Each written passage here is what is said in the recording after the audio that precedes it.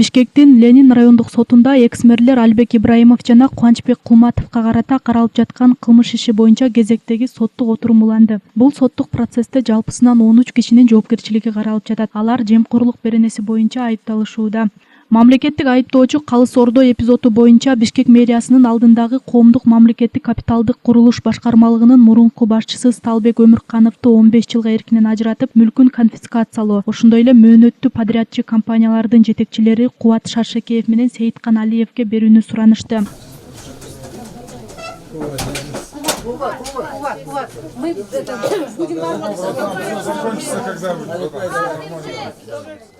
Бүгүн 9 декабрда Бишкек шаарындагы Ленин райондук сотунда мурунку мэрлер Албек Ибраимов жана Кубанычбек Кулматовдун соттук иши уланып жатат. Мамлекеттик айыптоочу соттон Албек Ибраимовго 20 жыл берип, үй мүлкүн конфискациялап жана 3 жыл мамлекеттик кызматта иштебөөсүн суранды. Жана ошондой эле Кубанычбек Кулматовго 15 жыл берип, үй мүлкүн конфискациялап 2 жыл мамлекеттик кызматта иштебөөсүн талап кылды. Алар жемкорлук беренеси менен айыпталып жатат.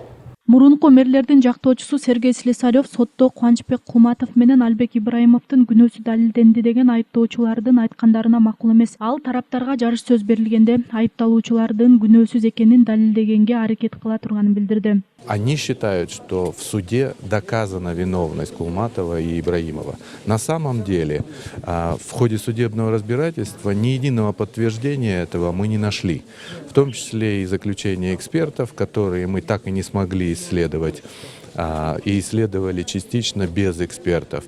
И то, что свидетели, которые выступали в суде, не подтвердили какие-либо показания свои, часто не подтверждали свои показания, данные на следствие, это во-первых, а во-вторых, они не давали доказательств каких-либо виновности, допустим, того же Кулматова Кулматбека Кенешевича или Ибраимова Албека Сабирбековича. Логично государственное обвинение увидит такими же глазами, какими мы видели судебное разбирательство, что недоказанность виновности налицо. Однако они следуют тому же обвинительному акту, который был и выпущен следствием изначально, в начале судебного разбирательства. То есть ничего в их головах не изменилось.